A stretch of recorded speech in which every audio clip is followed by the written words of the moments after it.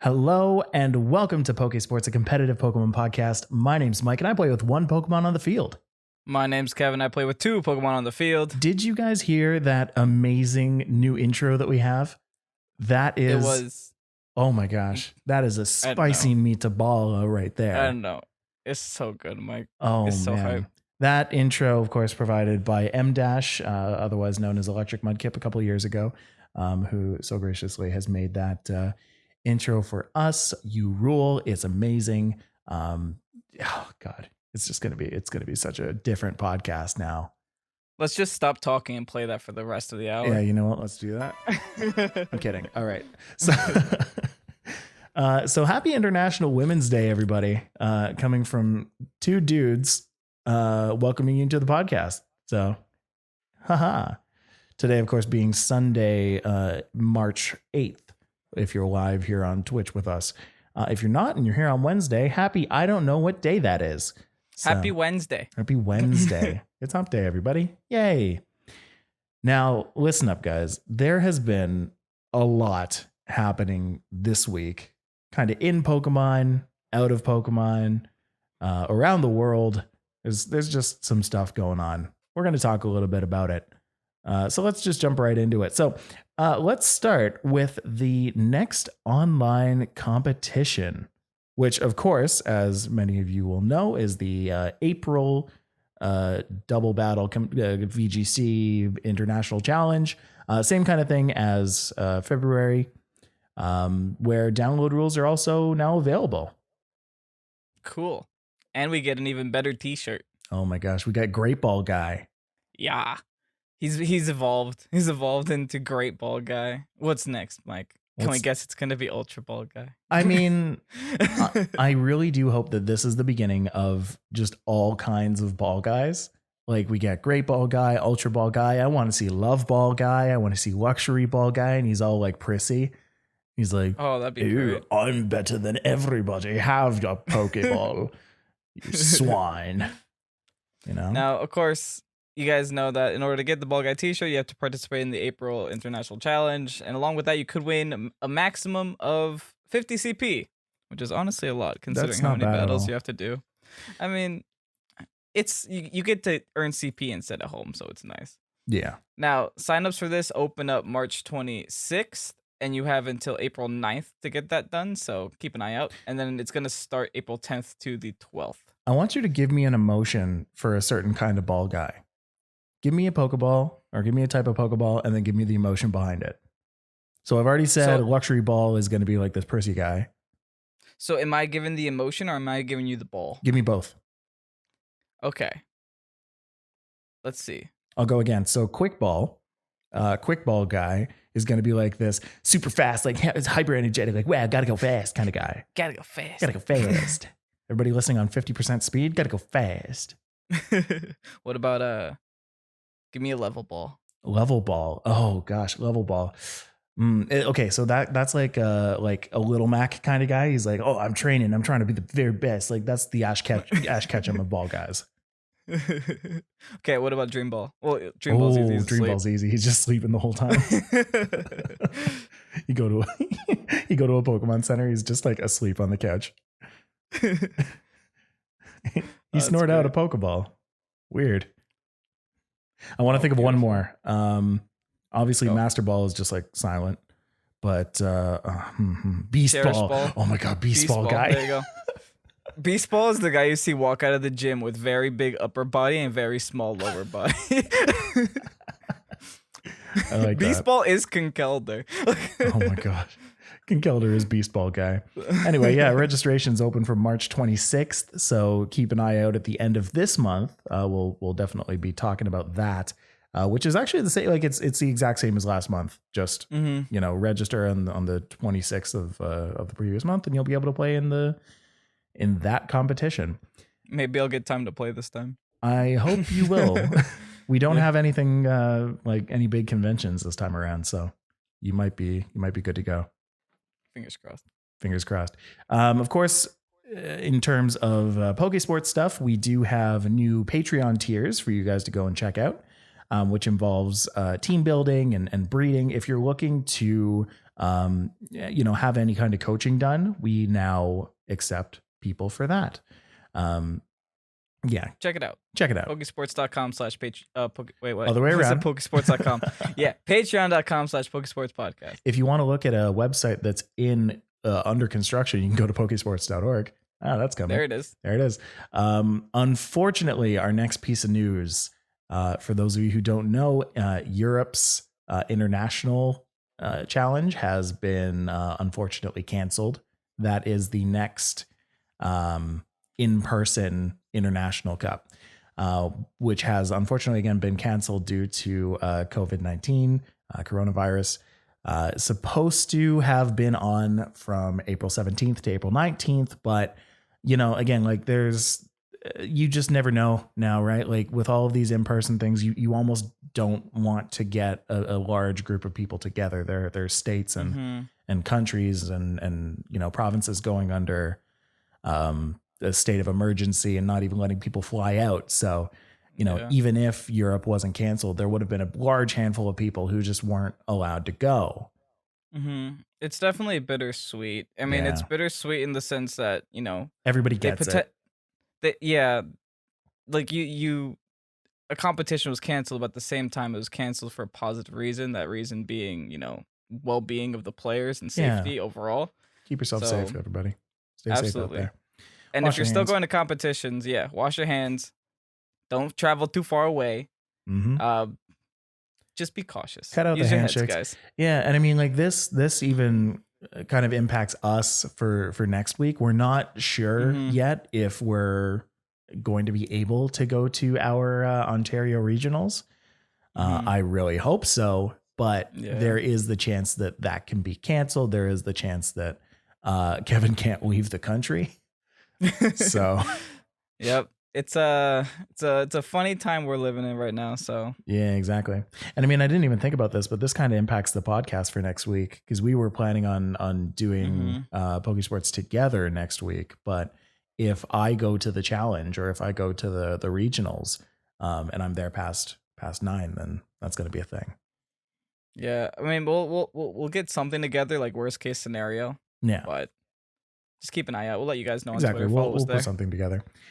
Now, you know what? One of the more impactful comments that we've received about this podcast, or that I've at least heard from some of the people that I've been, showing it to. So, like I get in the car with somebody and I'm like, hey, have you ever heard of this podcast before? And I play it and it's mine. And they're like, oh, what are you playing your own podcast? And I'm like, just listen, it's fine. And they're like, I don't even play Pokemon. And it's like, it's fine. Just listen.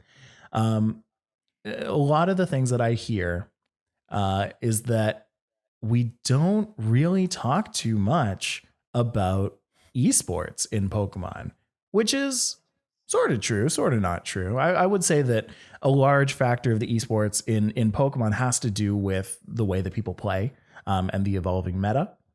But I will say that we don't get too much into the teams. And there's a very specific reason for that.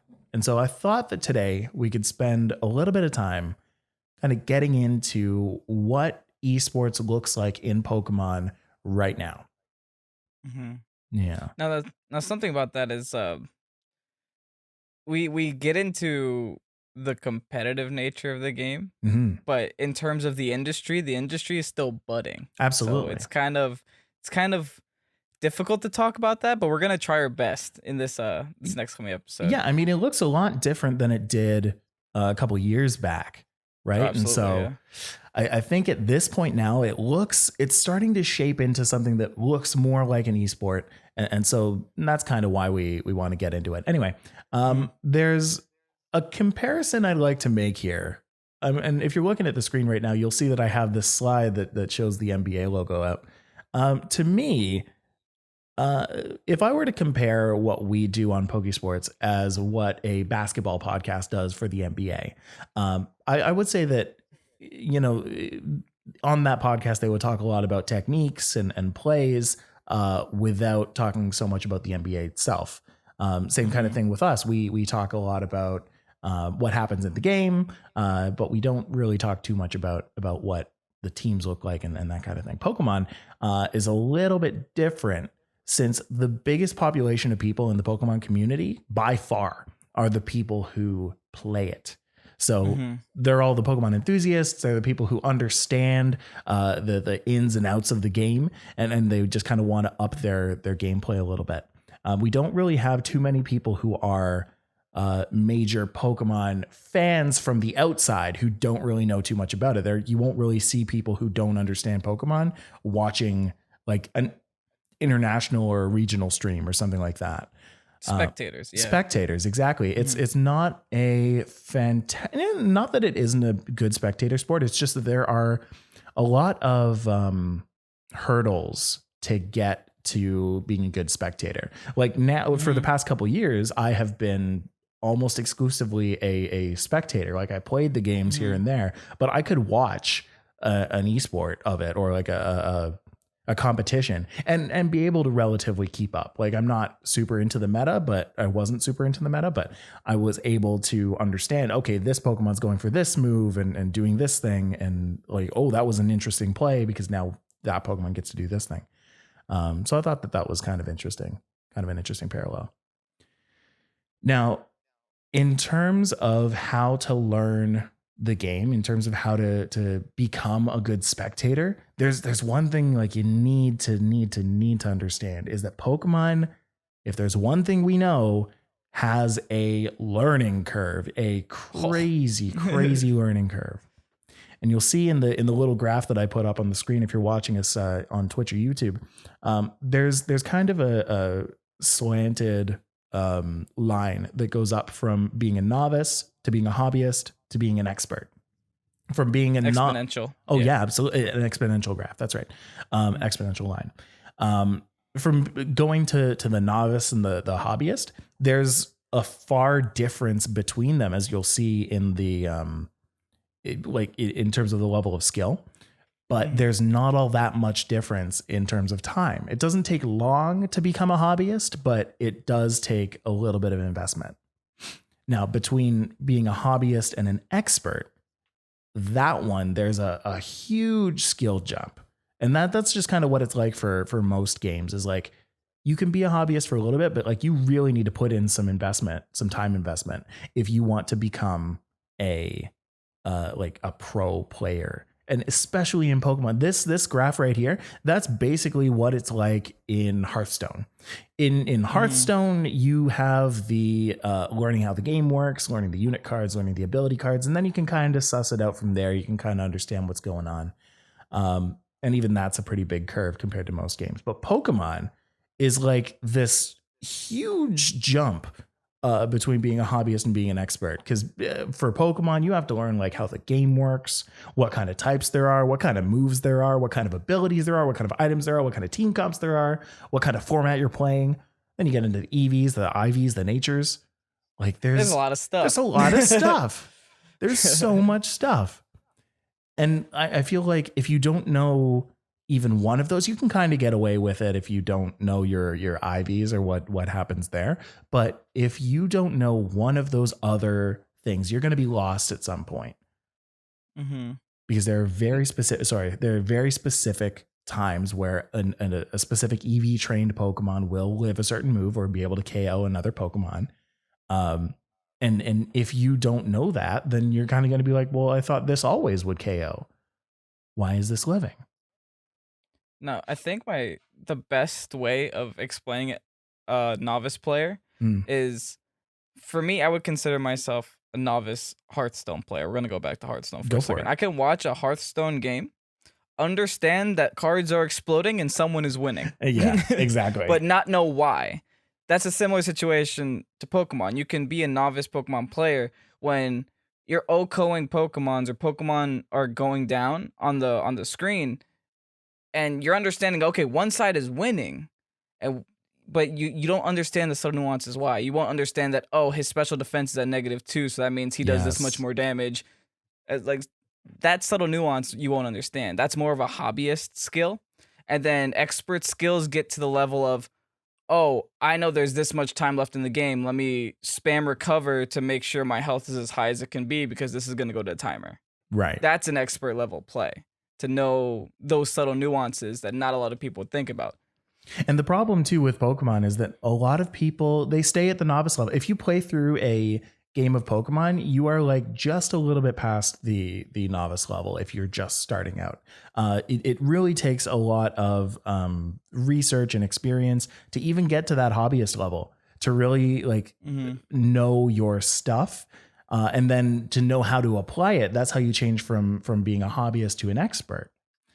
So that's when you're doing all your research and you're watching your VODs and you're figuring out all that stuff. That like it's such a longer path to get there than most games. I would also say that like the Pokemon in game really only teaches you types, moves, abilities, and maybe items. Everything else you're on your own with. Yeah. They don't even mention it to you. Well, let alone VGC. Like double battles don't really happen all that often until the end of the game. So and anybody who's learning, they're playing all these single battles until the end. They get pretty good at that, and they think that they're really good at that. And then where does it go when you get into true competitive? Now there's Smogon and there's OU and UU and all those singles battles. But with it not being a like officially sanctioned thing, it can't really grow as an esport. So it's fun as a hobby, but you can't really put that expert skill into good use if you're not playing VGC right now. Yeah. And here's the thing, Mike. If the game isn't going to teach you, who's going to teach you? Exactly. You have to rely on research, content creators, other players that have been in the scene longer. Yes. It's just a hand-me-down of information rather than, the game saying, oh, this is how this is played competitively. Right. No, right. The game would rather tell you, oh, this is Mr. Sword and Mr. Shield, go find the dog. Like... Which, by the way, very funny that you say that. In my game, I have not progressed past that. Oh, me either. I have to go to Wedgehurst City right now. Dog. Every time I go into my map, keep reminding you. Exactly. The game's just like, go to Wedgehurst City, dude. Like you're really gonna like this Wedgehurst City thing. Do it. But all that kind of leads to the question of why is Pokemon falling behind as an esport? I mean, there are very clear reasons why, and by no means am I kind of trashing Pokemon, because I think it's a fantastic game, but because I think it's so good, I want it to be bigger and better than it currently is. And so we want it to succeed. Yeah. Exactly. We want it to win. Now, major reason obviously goes back to the Pokemon Company. Now, the Pokemon Company is notorious for like really keeping to itself, doesn't really want to promote Pokemon as an esport. Play Pokemon, managed to get in there and really change the game a little bit, which was really great. But I feel like that's just one step in the right direction, and there could be multiple. Now, the thing with Pokemon Company is that they really want to focus on the story of the game. They want to focus on the kid friendliness of the game. But if they're going to actually look at demographics and their audience isn't, I don't know the exact numbers, but just by numbers of competitors at VGC tournaments, yes, it's incomparable how many more masters there are to younger audiences. Mm-hmm. Is that fair to say that the majority of your audience are adults? No, but the majority of your competitive audience is 100% adults. Yes. So exactly. Yeah, if you want to keep more adults around playing your game, then you should be embracing that competitive aspect. Mm-hmm. Nostalgia factor can only take you so far. Right. Exactly. Oops. Mm-hmm. Yeah. Now, again, like I said, Play Pokemon does a really good job at this. This is the reason that VGC is as popular as it is right now. Like I said, like Smogon's great. It has its great formats, but there's no official support because it's not an official format. Now, if the Pokemon Company were to, say bring in Smogon or do something alike, then it would obviously see a spike. And I do think that, again, because singles battles are like, they're really, really good, but it's so hard when you have to put in things like Dynamax and things like, what Smogon classifies as Ubers. Like there's a reason that these tier systems began, because if you don't have them, they make singles battles like very much a battle between 6 Pokemon out of your 823. I don't think the Pokemon Company or Game Freak really take single battles into consideration when they make some of these gimmicks.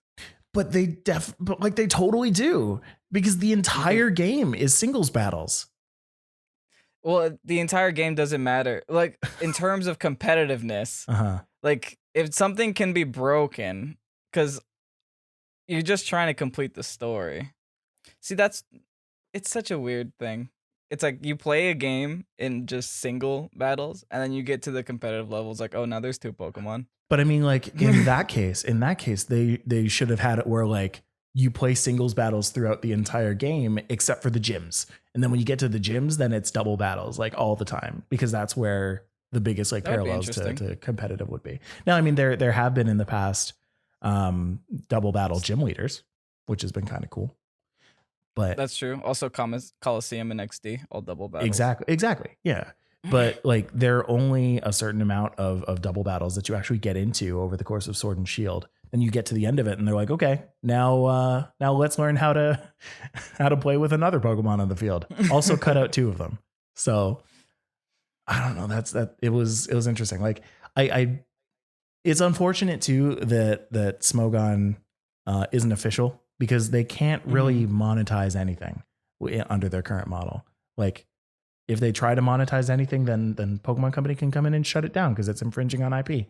Smogon is like almost completely a passion project, and it's a really good one, and it's gotten itself really far off of, putting together what they have put together, but that one can't grow as an esport. So VGC is right now the only one that can grow.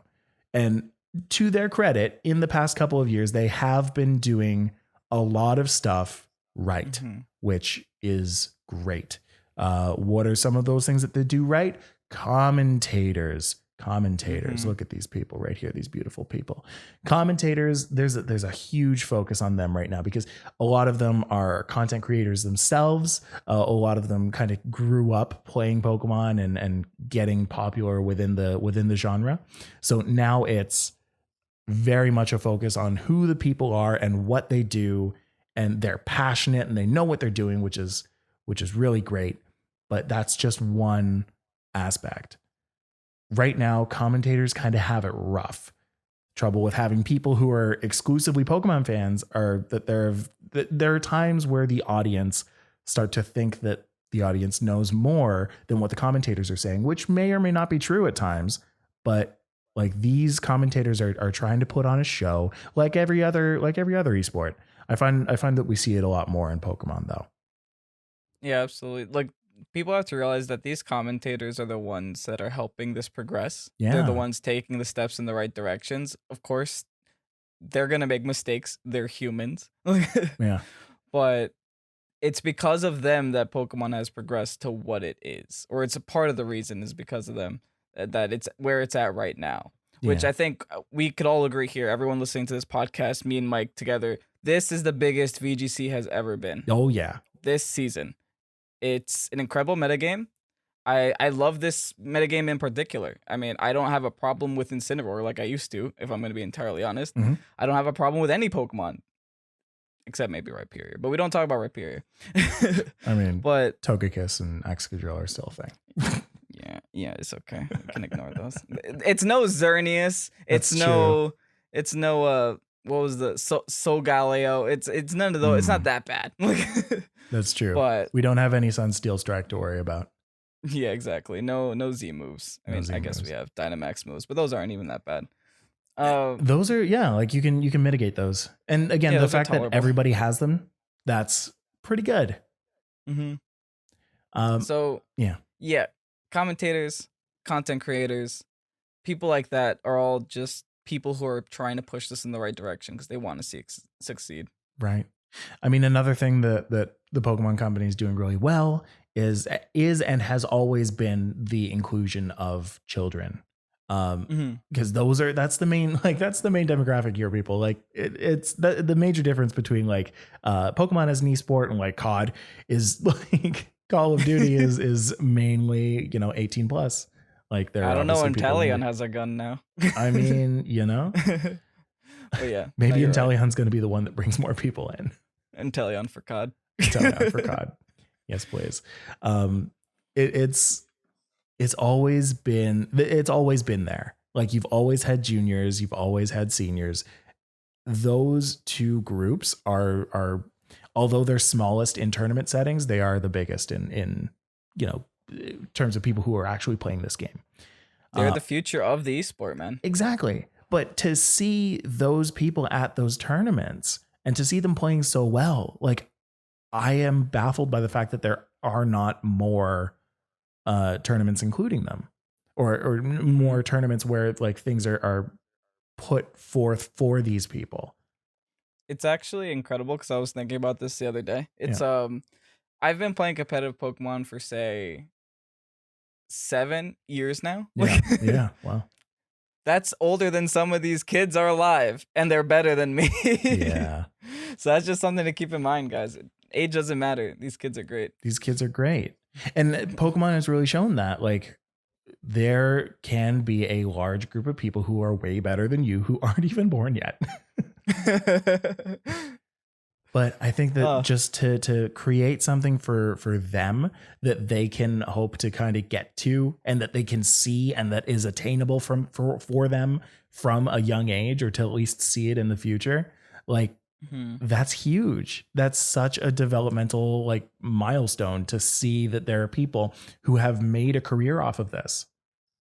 Now, another thing that we didn't mention also is we spoke about commentators, we spoke about content creators in terms of pushing this in the right direction. But what a lot of you guys have to realize is that your hand in this is just as important as anyone else's. Attending live events, attending tournaments, participating in online competitions, buying the game, listening to this podcast, etc. can all builds to that whole niche just getting bigger and bigger and bigger until Pokemon companies like, maybe we should do something now. Yes, exactly. So, all in all, you guys, just anyone listening to this, you're helping already. So just keep doing what you're doing, and eventually, hopefully, this can become an esport, or quote unquote. By e-sport. listening to this podcast, you are contributing to Pokemon becoming an esport. I'm not biased or anything, but I'm just saying. Game Freak, where are you? Listen up. And I mean, obviously, the last thing too is just that, the events are good. I want to say that they are doing the events right. There's tons of swag. There's tons of visuals. There are tons of like good things about the streams that they put on. This year in particular, they have really stepped up their streaming game. Oh, production value is crazy. The production value is great. But I feel like if they really want to take it to the next level, they need to start making some more partnerships. They need to start bringing on more third parties. If you monetizing it, yeah, exactly, monetize it. If you make your international competition into something like a convention where people who aren't just playing the game can go around and see a booth or see a demo of X, Y, or Z. I think that will give people a much better experience, because right now the experience that people have going to these challenges and these competitions are either you win and you place well, or you lose and you're done. Like, we have so many people coming out of competition saying like, oh, well, I went, 2-6 and then I went home. It's like, well, what kind of a competition is that? Like, people flew out for this. People drove out for this just to get 2-6 in a competition. Like, that hurts. Yeah. Like, I want Kevin to do much better than I do on next Saturday, particularly because he's coming from further away. Like, this one's such an easy competition for me to get to. And so I hope that I do modestly well, but I am not going to be completely upset if there are people who came from further away who did better than me. And it's funny you mentioned that, because I've attended a Pokemon Worlds, and they will rent like a whole big section of a convention center, and then only utilize 2 rooms. Right? You have so much space, use it. Put some food trucks in there. Put some VR demos in there. Put some. Oh man, I went to this convention a little while ago, EGLX, in Toronto, and they had like full on stream setup booths where you can sit down and like just stream for an hour if you wanted to. Oh, that's cool. Yeah, like they had this whole like celebration of esports going on there. Like with that, there were like hundreds of other things as well, like just booths of people just sitting ready to talk. Like you can have personalities sit there for like meet and greets, that kind of thing. Pokemon Company can ask people to come out. Like there's so many ideas that they can get from so many other places. That like they're all there. The information is all there, but you just need to kind of work on getting the people in, getting them to stay. I think that's one of the biggest things. It's like, if you really want people to have a good impression, put things there for them to stay and listen. You know, maybe preview some stuff at Worlds, maybe let people demo some stuff at Worlds. I don't know. Yeah, like Pokemon Company is a subsidiary of Nintendo, and Nintendo just recently started, allowing content creators to make full revenue on their own videos. So this is still new to Nintendo too. Like, but content creator support is step one, because that's free advertisement for your own game, like essentially. Exactly. And companies that support their content creators, companies like Riot Games, support their content creators incredibly, are one of the most popular esports right now. Because what person doesn't want to create content for someone that's going to receive support from the game they're playing? Oh, for sure. And I mean, there are certain people who receive support from the Pokemon Company, and I think that Pokemon Masters is actually doing well. And that's not even Pokemon Company. That's like Diva, I think. I'm not even sure. Yeah, me neither. But like Diva is providing like affiliates now for their mobile game. Oh wow. So I mean, like, learn from that. Maybe some people can join in on that. But yeah, I mean, right now the only people who are really receiving any kind of support, Dina, thank you. The only people who are really receiving support are the commentators, which is good, a good start, like I said. But some of the players receiving support, some of the content creators, some of the people who have been and are and will continue to celebrate your own game for the foreseeable future, because you have won them over. They are just waiting for kind of an olive branch there. Now, people, esports has kind of stepped in as a whole industry, saying, you know what? Okay, we'll support players. And when we come back from the break, we are going to talk about some of those teams, some of the players within those teams, and how they have been performing ever since they've, gotten on those teams.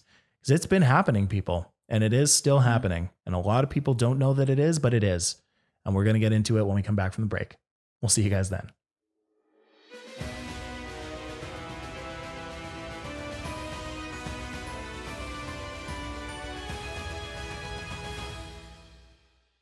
And we're back. Before we keep on going, I want to let you know some of the stuff that we have kind of going on right now in the Pokésports world. If you are a listener on Spotify or Apple Podcasts or any of the places that you get your podcasts, really, you'll have known that for the past couple of weeks, we've been putting out a podcast called Pokésports Plus, also on the Pokésports channel. On that channel, we've been speaking with industry experts, so people all over the Pokemon world, about their thoughts on everything and anything that has to do with competitive Pokemon. So in the past, we've had Professor Joey. Just recently, for those of you who are keeping up with things, we just had a conversation with Kelvin Kuhn from Babiri.net, creator of. And just a little bit of a heads up for those of you who are listening to us on Twitch, just as a thanks for stopping by and listening. We had a conversation with a YouTuber named Moxie Boost, or Marcos Perez. That was such a fun conversation. He had just come back from Collinsville at the time. Got to tell us all about his experience as both a content creator and a competitor. And that was just such a fun conversation to have. And I really hope you check that out because that was super cool. Yeah, that conversation with Marcos was just such. We that was the first time either me or Mike were speaking to him, and he made us feel like we've known him for years. Yeah. It was an incredible conversation. He's a really fun. good guy. Really good guy. So you can, as I said, check that out on all of our podcast platforms as well. I think we kind of mentioned it at the beginning, but we do have a new t-shirt design up. So if you go to teespring.com/stores/Pokésports, you'll be able to find our new design, our Mike and Kevin t-shirt. So you can check that out as well. We're going to try and put out new designs often because we love the people out there who want to support, and we want to give you guys stuff that you'd like. Anyway, and I like wearing it. Actually, I just got I didn't even show you yet, Kevin. I just got my my sticker in the mail, so I'm gonna be popping that on the back of my laptop. We have matching stickers. Did you put that on your shirt? No, I put it around. I attached it to my necklace. Oh, okay. I wouldn't waste it on my shirt. I mean, I wouldn't suggest that. Like, that's one way that you can use the sticker. Just grab this and smack it on attach it to a necklace. Why not? But let's. You know what would be great? Yeah. I was gonna say. Go ahead. I guess this is actually in topic too. Whenever I'm inevitably gonna be on the Pokemon stream, and they tape up my advertisements. At the end, I could just smack this on my head. You just play with that on your face. You couldn't get this one. Oh my gosh. That's we were talking about Hearthstone. Like, that was Disguised Toast's whole thing. He would go there with like a big like Toast helmet with like sunglasses and a mustache. But that's Hearthstone. We're here to talk about Pokemon. Now, in Pokemon, we said before the break that we would get into teams.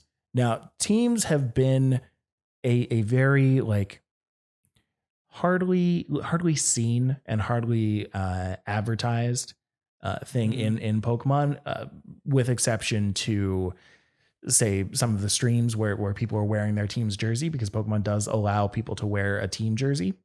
They don't so much allow wearing of logos that aren't affiliated with them, but if you go and signed up as a team, then you are technically affiliated with Pokemon.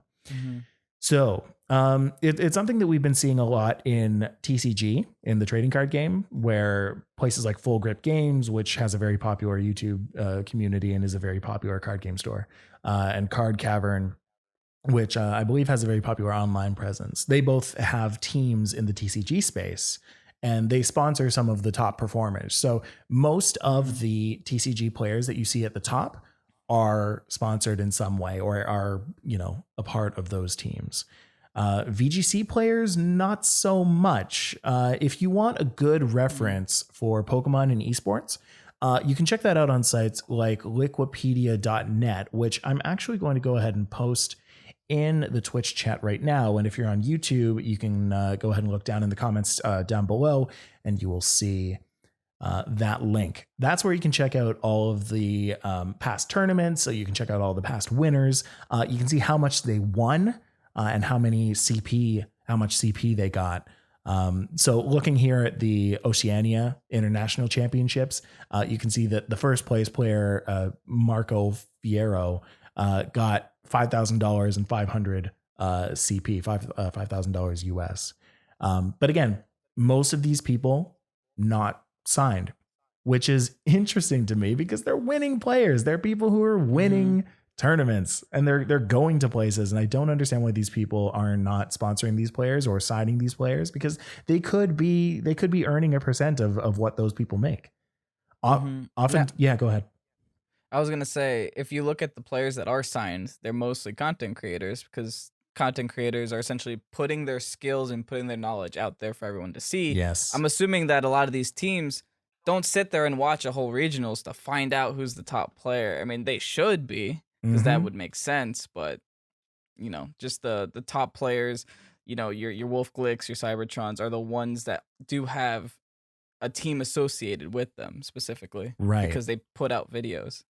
Cybertron's also affiliated with Panda Global, right? Yeah. Yeah. So if anybody's curious, contracts kind of vary from team to team, but certain things that being assigned to a team can provide include financial support for travel expenses. So if you're heading to all of these different tournaments all over the world, even, these teams can help financially support that. They can provide training space, or at the very least, supply other people to train with.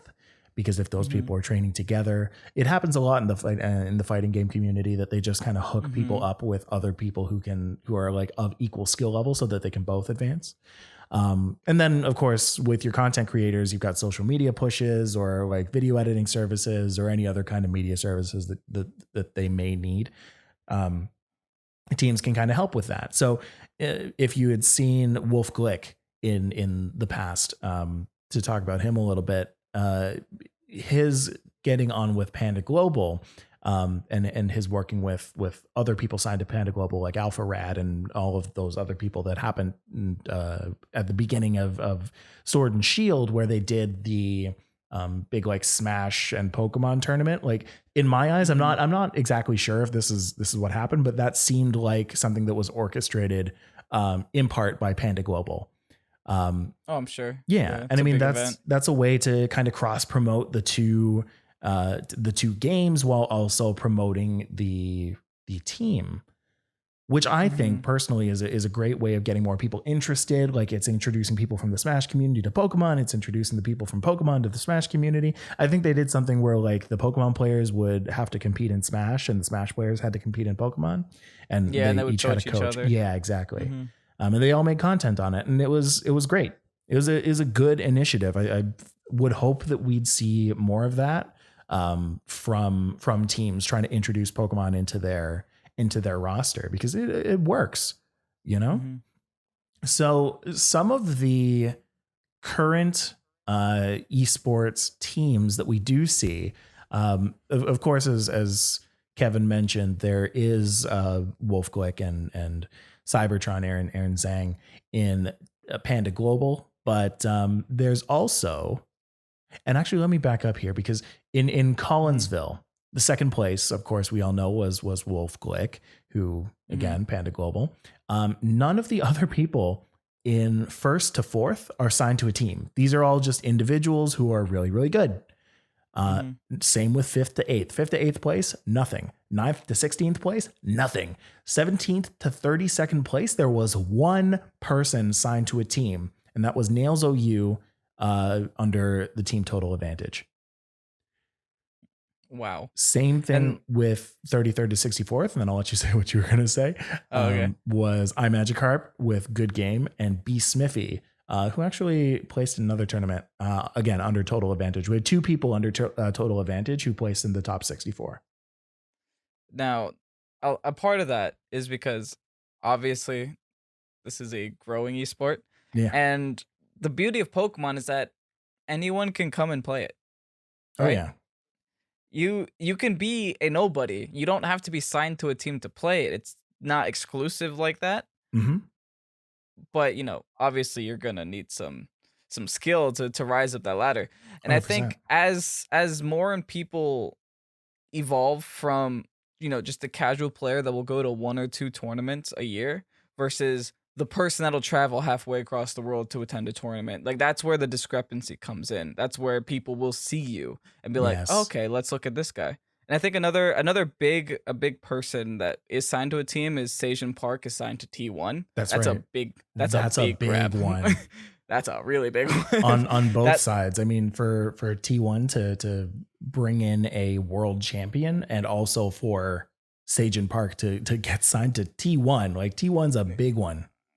I think that acquisition is like what sparked this fire. Like, oh, T1's supporting Pokemon? Maybe we should support Pokemon. You know, like that kind of idea. Now, SKT1, South Korea Telecom, I think it was, is originally like a League of Legends team, but to introduce other games, like I know recently they're doing Apex Legends and Fortnite, and they're kind of expanding their roster to everything. Seijin Park is the only one from T1 right now who is signed to Pokemon. Mm-hmm. And That they're makes doing it sense. slowly. They're doing it slowly. Like they Mhm. they only have 2 people for Super Smash Brothers. They only have 1 person for Dota 2. They've got a lot for like PUBG, League, Hearthstone, Fortnite, Apex. So it's working. Yeah. But again, to contrast to TCG, which has been kind of advancing a little quicker.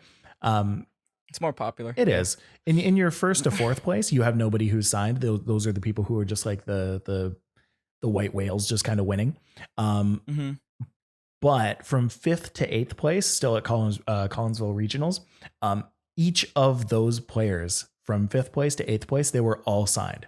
So either with Ultimate Oh, wow. Spice, Lakeland Nightshade, Full Grip Games, Silphco, all of these people were signed with a team going into this. That's interesting. Mm-hmm. And I'm sure that the winners, if they're winning enough, will be at least approached. And then depending on the contract and depending on what actually happens, they may or may not want to join. Esports is a business. Esports is a business. Like at the end of the day, that's exactly what it is. You get enough people, you get enough people who win. Your business makes money. You're able to provide for them in exchange for that business gathering sponsors and gathering, attention. Like that's basically all it is. Everybody is just all of these teams. They're trying to get as many impressions as possible. Each of these people are making a certain amount of impressions. If you have a big time content creator, that's a very easy way to go and see what they're doing. You just look at their subscriber count and how many people they're speaking to all the time. Then you can go to these advertiser companies and be like, hey, we have 6 people who has like a combined reach of like 4 million people. Can you give us some money to sponsor them and we'll get your brand out? And then they'll do it. That's just how it goes. That's what esports is doing to currently make money. It's a big advertising grab right now. But that's Mike, let's sponsor somebody. We should. With what money? Buy our t-shirts, please. Patreon.com/Pokesports. Yeah, basically. We will sign 1 person, give them $5 a month. Ball guy. We sponsor Ball Guy. Sponsor Ball Guy. We sponsor Ball Guy and Simone. Those are the only 2 people we sponsor. Oh my gosh, this is amazing. I love it. So that's Collinsville. And the other one is Oceania International Championships. In that entire international championships where people flew to Australia and competed in a massive game where there were, I think, 288 players or something. There were in the top 32, 3 people sponsored by teams. 3 people sponsored by teams. The person who came in second, winning $2,500 and 400 CP, was EMBC, who is sponsored with Spino Esports, which if you look them up, they don't have a website. I tried doing some research on them. Right now, they're mainly a social media brand that have people in Hearthstone and I think a couple in Smash, and then EMBC, which I think his name was like Eduardo or something. Yeah, that's interesting that you said he's Eduardo Cunha. Yeah. You said he's sponsored because he just started content creating like a day ago. Well, there you go. However, he has been sponsored by Spino since February of last year, it looks like.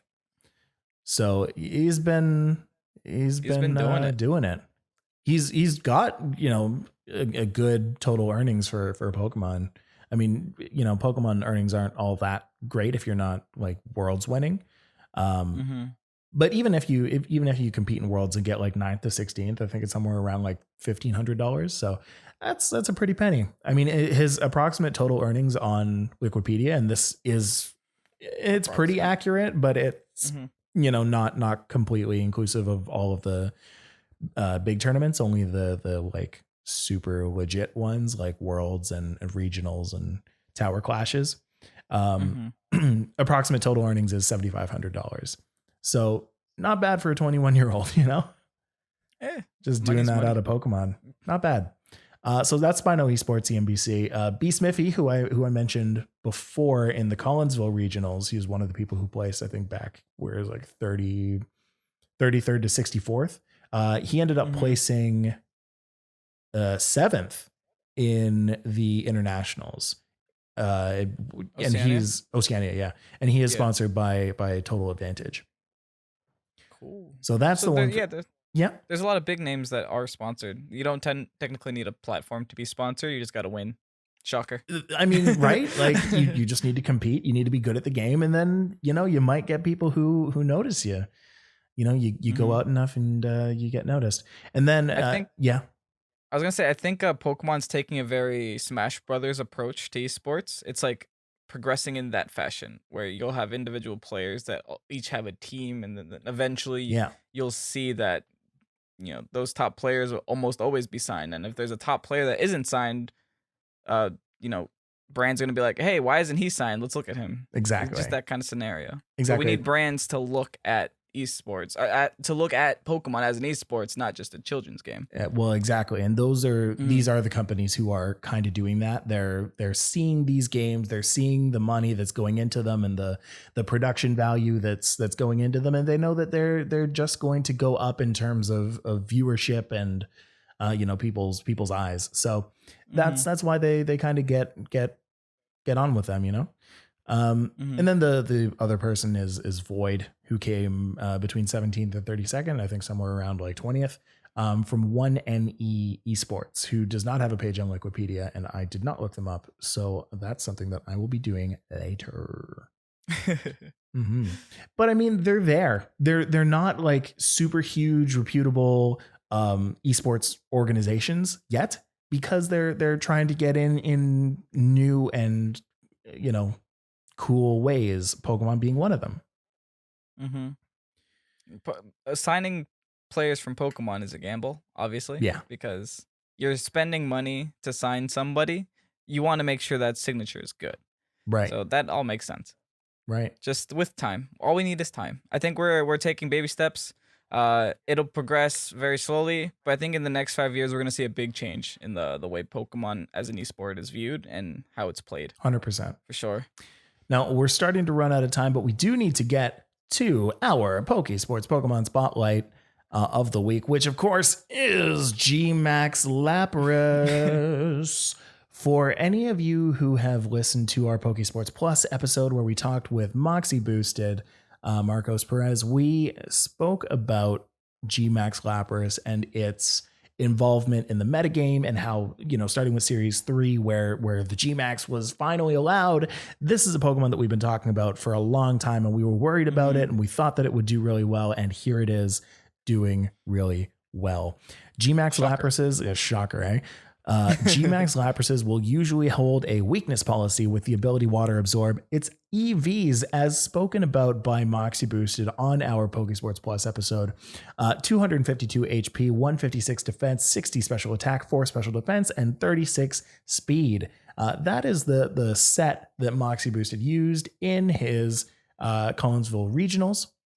And he's very good with damage calcs. And he's so good with damage calcs. Yeah, that guy goes really hard into damage calcs. That's not something that I think I can do because I just don't have the patience for it. But he goes super in depth with them. Oh, that's something that I love to do. Damage like I'm the numbers guy, right? So I am just looking at damage calcs all day. It's actually like inhibiting me from playing the game. It's pretty bad. Kevin's the net dexer guy. He just copies them from online. There you go. Max Lapras's will usually run Freeze Dry, Hydro Pump, Blizzard, and Protect. Here's some potential replacement moves that you can use, being Thunder, Psychic. Perish Song is a big one. Perish Song, of course, you can use in conjunction with someone with Shadow tags like Gothitelle. Sure. Yeah. And keep Pokemon in, try and knock everybody out in one fell swoop. You swap your Pokemon out on the last turn, and boom, you just accidentally knocked out 2 Pokemon on the other side of the field. I like to use Thunder on my Max Lapras because of the ability to get rid of Yawn. If you have your Lapras yawned on the first turn, you set up Electric Terrain on the second turn, your Yawn will not, or that Yawn will not go off. But Freeze Dry, best, like amazing move for Lapras. It's such a unique typing in the fact that it can actually KO water flying in the same way that KOs water ground. Great use against Gastrodons, great use against Tyrannitars with a Hydro Pump. Putting in the Blizzard is great to knock out both of the Pokemon on the other side, especially with that weakness policy if you manage to get it off. There's a really cool method that Kevin knows about involving Brick Break. Tell us about that. You're able to actually brick break your own Lapras on the last turn you're using Gmax Resonance. And what that will do is it'll proc your weakness policy and then break your resonance, followed by resetting it again to extend it. So you essentially have the maximum amount of resonance turns possible by breaking it, then resetting it, and then also breaking your weakness policy. Well, there you go. Now, again, this spread by Moxie boosted by Marcos. This can live a max Rockfall from a Jolly D Max Tyranitar. So says the Calc God himself, all hail. It can OHKO a Dynamax Rhyperior with Solid Rock when you have that Hydro Pump up. I'm not sure if you have to have Rain up in that case, but you can always, really, that's incredible. And then it outspeeds Incineroar's running 84 speed EVs, which is one of the faster Incineroar spreads right now. Can OHKO it with Max Geyser as well. So it's just a crazy utility Pokemon that can pack a punch, is really good. Use it on your teams, get it during our giveaway, or make it yourself and start using it. Maybe you already are. It's just such a good Pokemon. My gosh. Agreed. That thing's annoying. Let's super quickly get on over to the QR corner where you can scan the one on the left to review. You can scan the one on the right to email us a review. Of course, the reviews go to Apple Podcasts, where we like to read off our reviews, good or otherwise. Good or constructive. I like those. Now, this one comes from Mike Great Boy Melanson, who says, "Great boy, spicy." Are you sure this wasn't you, Mike? Sounds like you. Are you Melanson? I mean, I may have. This may have been one of my many accounts that I used to listen to Pokésports podcasts. So who knows? This one says, "Spicy." Pokésports has been really helpful and informative for my journey into competitive Pokemon. Mike and Kevin are knowledgeable and funny, and I look forward to every episode, no matter what topic they tackle each week. I have a big banana grin smile on my face right now. It's a fun listen, and I hope this show is here to stay. Thanks. I want this show to be here to stay as well. That is where I want to be. It's actually interesting because he said that he looks forward to every episode, no matter what the topic is. The one episode that we were so concerned with the topic was the math episode. Yeah.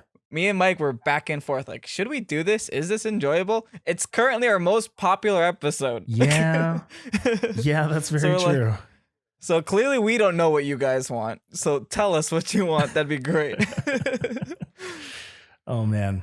Now, before we go, as a reward for those of you who have been listening through this whole hour plus, this whole extended extra episode of Pokésports podcast, you can use the code Pokésports on our Teespring, teespring.com/stores/Pokésports for 5% off of your order. So if you were thinking of getting that new shirt, go ahead and use the code Pokésports on checkout for you guys to get that extra 5% off. You're welcome. It's up until April 1st. There you go. Until April 1st. So you have the rest of the month. Hooray. And if you, whatever. Anyway, Kevin, let's end this off. Where can people find you? You can find me at XRaysOvation, Instagram, and Twitter. Of course, you guys can find me at StillJustMike on Instagram or Twitter. You can find the podcast at Pokésports Pod on Twitter or Pokésports Podcast on Instagram or Patreon. You can find us at Pokésports at YouTube, so youtube.com/Pokésports. Find us at Teespring at teespring.com/stores/Pokésports.